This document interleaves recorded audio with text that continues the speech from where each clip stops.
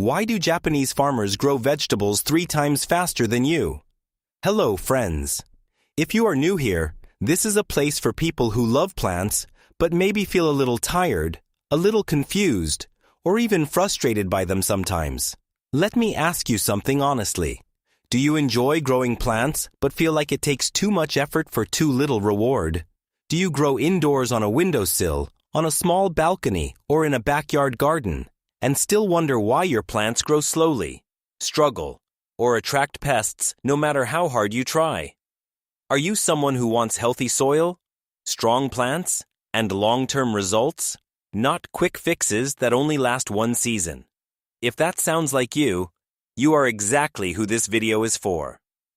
After many years working with gardens, small farms, and living soil, I've learned something most beginners and even experienced gardeners are never told. The problem is rarely your effort.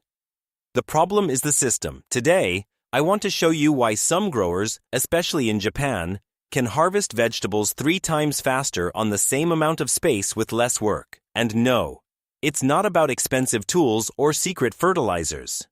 It's about how they design relationships between plants, soil, and time. By the end of this video, you'll start seeing your garden differently. Not as something to manage and fight, but as something that can support itself. If you enjoy thoughtful, practical gardening that feels calm, natural, and deeply rewarding, make sure to stay with us and grow here. Before we talk about what Japanese growers do right, we need to slow down and look honestly at what most of us have been taught to do wrong. In many modern gardens, especially in small home spaces, we treat plants like objects. 1 tomato here, 1 row of lettuce there, bare soil in between. Everything neatly separated, controlled, and measured. On the surface, it looks organized, but under the surface, something is deeply off. This way of gardening comes from a factory mindset. We believe that if we add the right inputs, water, fertilizer, pest spray, we should get predictable outputs. Bigger leaves, faster growth, more harvest. But a garden is not a machine. It doesn't process instructions. It responds to relationships. When you plant a single crop in isolation, those plants compete with each other for the exact same nutrients at the exact same soil depth at the exact same time.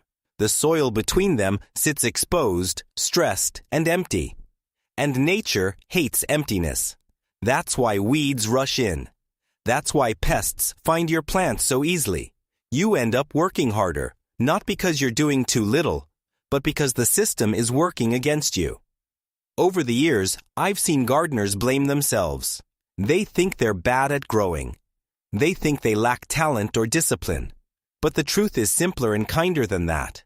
What if your plants were never meant to live alone? What if they weren't competitors, but partners? That question changes everything. And once you ask it, the way Japanese growers design their gardens suddenly makes a lot more sense. Once you let go of the idea that plants must live alone, a very different picture begins to appear. This is where Japanese growers quietly step ahead by bringing plants closer together, not farther apart. In nature, no healthy ecosystem grows in isolation. Walk through a forest and you'll see dozens of species sharing the same small patch of ground. Roots overlap, leaves touch, scents mix in the air. And somehow, instead of chaos, everything grows with strength and balance. That's not an accident. That's cooperation. Japanese farmers design their gardens the same way. They don't grow as individual plants. They grow communities. When different plants share space, they also share timing, energy, and protection. One plant shades the soil. Another loosens it. Another sends signals through its roots. Growth accelerates, not because of force, but because of connection. I've watched this happen in my own gardens year after year. When plants grow close, they mature faster, suffer less stress, and recover more easily. The soil stays cooler. Moisture lasts longer. And something subtle but powerful happens below the surface. Life begins to organize itself. Many home gardeners worry that planting close will cause competition, but in reality, Smart proximity reduces it. Different plants use different depths of soil, different nutrients, and different rhythms. Instead of fighting for the same space, they divide the work naturally. This is the first real shift from gardening as control to gardening as design. When plants are allowed to socialize, the garden stops feeling fragile. It starts feeling alive. And once that foundation is in place, cooperation becomes visible in ways that are impossible to ignore. When people ask me for one example that perfectly explains cooperative gardening, I always come back to the same system. Not because it's trendy, but because it works every single time when done with intention. It's known as the Three Sisters. At first glance, it looks simple. Corn, beans, and squash growing together in one shared space. But once you understand what's happening, you realize this is not just planting. This is choreography. The corn rises straight and strong, reaching for the light. It doesn't just grow for itself. It becomes structure.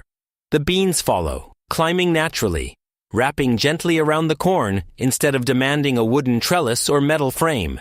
As they grow, they quietly pull nitrogen from the air and feed it back into the soil, nourishing everything around them.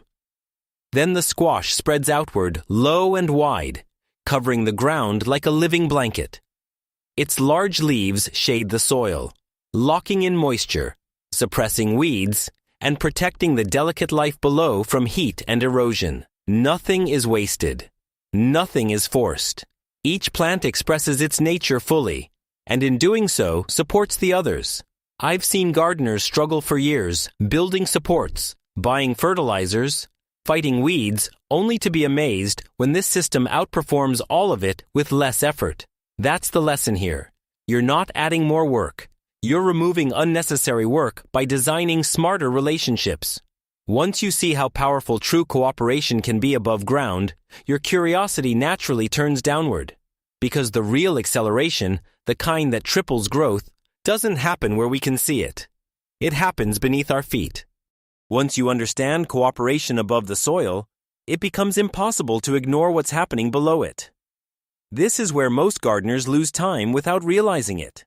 Because the real engine of growth is invisible. Healthy soil is not dirt. It's a living network. When you grow different plants together, their roots reach into different layers of the ground. Shallow roots explore the surface. Medium roots spread and stabilize. Deep roots mine minerals far below. Each layer feeds a different community of microbes and fungi. And those communities talk to each other constantly. Over time, this creates what I like to call an underground superhighway. Fungal threads connect plant to plant, moving nutrients, water, and signals across the bed. A bean plant fixing nitrogen doesn't keep it all to itself. Through these networks, that nutrition becomes available to nearby roots. Minerals pulled up from deep soil don't stay locked away. They're traded and shared. I've worked with soils that looked exhausted on the surface, but came alive once diversity was introduced.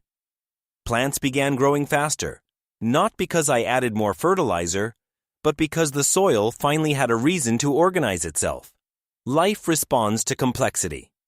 This is why bagged fertilizer can never compete with living soil. It feeds plants briefly, then disappears. Living soil feeds continuously, adapting with each season, each planting, each harvest, and once the soil is alive and connected, something remarkable happens. The garden starts defending itself quietly, efficiently, without constant human intervention. If there is one thing that makes people give up on gardening, it's pests. The endless checking of leaves, the spraying, the feeling that no matter what you do, something is always eating your plants before you can. But here's what years in the garden have taught me. Most pest problems are not invasion problems. They are design problems. In a monoculture garden, a single crop sends out a strong, clear scent. To insects, that's an open invitation. A straight row of tomatoes doesn't look neat to them. It smells like a buffet. Pests don't have to search. They simply follow the signal. Japanese-style gardens disrupt that signal completely. By surrounding crops with aromatic plants like basil, onions, and marigolds, the scent landscape becomes complex and confusing. Pests struggle to locate their target and often move on without ever settling. But the system goes deeper than that. When you maintain continuous plant cover and diversity, you create a permanent home for beneficial insects. Ladybugs, lacewings, and other predators don't pass through. They stay. They become active agents working on your behalf day and night. I've watched gardens shift from constant damage to quiet balance without a single spray. Not because pests disappeared, but because the system stopped favoring them. When you design defense instead of reacting to attack, the garden becomes calmer, and that calm creates space for the final advantage Japanese growers use so well, one that multiplies yield without needing more land. Once pests are no longer dominating your attention, you start noticing something else: space. Or more accurately, how much of it has been going unused. Most home gardens are designed flat. Everything competes on the same horizontal plane. And even though nature has always grown upward and downward at the same time, Japanese growers think differently. They see the garden as a three-dimensional system. Vertical stacking is the art of letting each plant occupy its own layer of light and air. Tall crops rise first, creating structure. Climbers follow, using that structure instead of demanding extra materials. Medium-height plants fill the open spaces, while low growers and ground covers protect the soil below. I've seen a single small bed produce what 5 separate beds struggled to achieve simply because every layer was doing something useful. No plant was wasting energy. No space was idle. This approach is especially powerful for people growing in small areas, containers, balconies, or compact backyards. You don't need more land. You need better relationships between height, timing, and function. When plants are stacked instead of spread apart, they stop competing for light and start sharing it. Growth becomes faster, denser, and more resilient. And once you've learned how to stack space, the final lesson completes the cycle: how to feed the system without ever draining it. After all these years working with gardens and soil, I can tell you this with confidence. Most fertility problems are created by the way we remove things, not by what we fail to add. Many gardeners finish a harvest and immediately clean everything away. Spent plants are pulled out, carried off to compost piles, or thrown away entirely. Then weeks later, nutrients are purchased and brought back in bags. It feels productive, but it quietly breaks the natural cycle. Japanese growers approach this differently. When a plant finishes its role, they don't remove its value from the system. They cut it and they drop it right where it grew. This simple act changes everything. Leaves, stems, and roots begin to decompose on the soil surface, feeding microbes and fungi exactly where they are needed. The nutrients that plant gathered over its lifetime don't leave the garden. They stay, slowly returning to the soil and becoming available for the next generation of crops. I've watched soil transform over seasons using this method. Each cycle becomes richer than the last. The ground stays covered, moisture stays locked in, and life never has to restart from zero. This is not about being messy. It's about being efficient in the deepest sense. You harvest food while simultaneously building fertility. No export, no deficit, just continuity. And when all these pieces come together, cooperation, living soil, natural defense, vertical space, and closed-loop fertility, you finally understand why some gardens seem to grow effortlessly. They were never managed. They were designed. So now you know why some gardens grow faster, stronger, and with far less effort. It isn't because the growers are working harder. It's because they stopped fighting nature and started listening to it. When you step back and look at everything we've explored, a clear pattern emerges. Plants thrive when they are connected. Soil becomes powerful when it is alive. Pests fade into the background when balance replaces control. Space multiplies when we think vertically, not horizontally. And fertility becomes abundant when nothing valuable ever leaves the system. This approach isn't just for large farms in Japan. It works just as well on a balcony, in a raised bed, or in a single container by a sunny window. You don't need to change everything at once. Start small.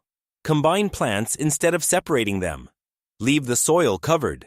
Let one season feed the next. Over time, you'll notice something subtle but deeply satisfying. The garden begins to feel calmer. Growth feels more natural, and you'll spend less time fixing problems and more time enjoying the process. I'd love to hear from you. Have you tried companion planting, chop and drop, or growing in layers? What worked and what surprised you? Share your experience in the comments below so we can all learn together. Keep growing gently and let the earth delight you.